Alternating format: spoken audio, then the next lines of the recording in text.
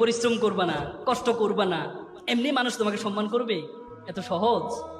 আমরা সবসময় বলি, আমরা একটা হাদিসের কথা, আত্মাকদুল্লাহরুদ্দু, তকদির কখনো পরিবর্তন হয় না। কপালে যেটা আছে সেটা, কপালে যেটা আছে সেটা।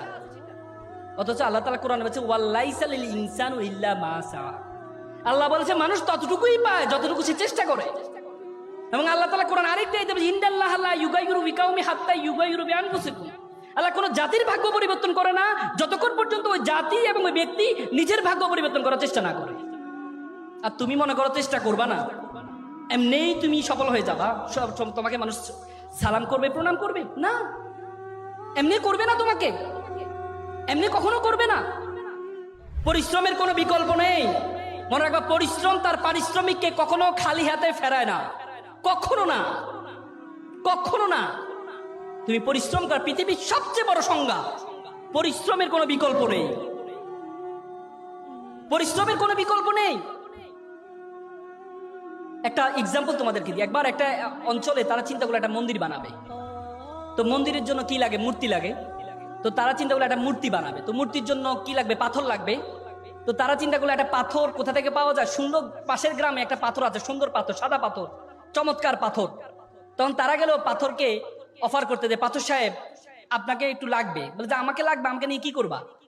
বলছে আপনাকে নিয়ে আমরা একটু 6 মাস একটু কাটবো, ঘষবো, মাজবো, এরপর আপনাকে মূর্তি বানাবো, মন্দিরে রাখবো, সবাই এসে আপনাকে সেলুট করবে, প্রণাম করবে, সালাম করবে। 6 মাস? না, এ কষ্ট আমার দ্বারা সম্ভব না।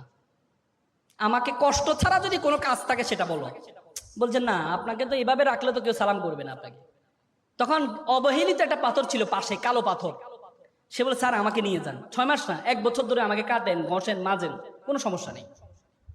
পরবর্তীতে এই কালো পাথরটাকে নিয়ে যাওয়া হয়। নিয়ে যাওয়ার পর 10 জনে মিলে তাকে কেটে ঘষে কাটাকাটি শুরু করলো। 10 মাস ধরে কাটছে। কাটার পর তাকে মূর্তির অবয়ব বানালো। অবয়ব বানার পর মন্দিরে রাখলো।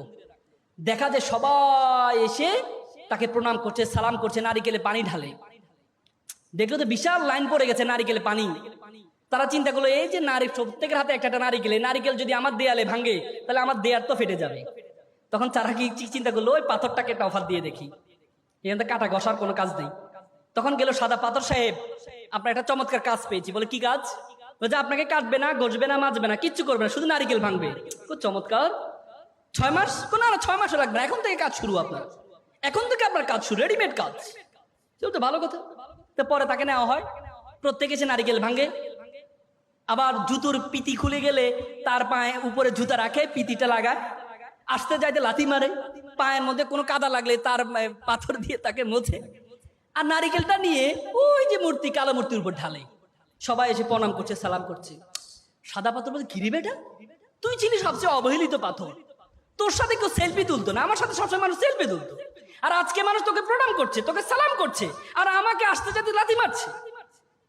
তখন কালো পাথর বললো তুমি তো দেখেছো আমাকে সম্মান করাটা, কিন্তু আমাকে যখন কাটা হয়েছে, ঘষা হয়েছে, মাজা হয়েছে, 10 জনে মিলে 4 দিক থেকে আমার উপর আঘাত করা হয়েছে, তখন আমি সহ্য করেছি বলেই আজকে মানুষ আমাকে প্রণাম করছে, সালাম করছে। তুমি যদি মনে করো যে পরিশ্রম করবা না, কষ্ট করবা না, এমনি মানুষ তোমাকে সম্মান করবে? এত সহজ? আমরা সবসময় বলি, আমরা একটা হাদিসের কথা, আত্মাকদুল্লাহরুদ্দু, তকদির কখনো পরিবর্তন হয় না। কপালে যেটা আছে সেটা, কপালে যেটা আছে সেটা। অথচ আল্লাহ তাআলা কোরআনে বলেছে ওয়ালাইসা লিল ইনসানু ইল্লা মা সাআ। আল্লাহ বলেছে মানুষ ততটুকুই পায় যতটুকু সে চেষ্টা করে।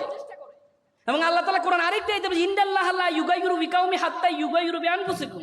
আল্লাহ কোনো জাতির ভাগ্য পরিবর্তন করে না যতক্ষণ পর্যন্ত ওই জাতি এবং ওই ব্যক্তি নিজের ভাগ্য পরিবর্তন করার চেষ্টা না করে।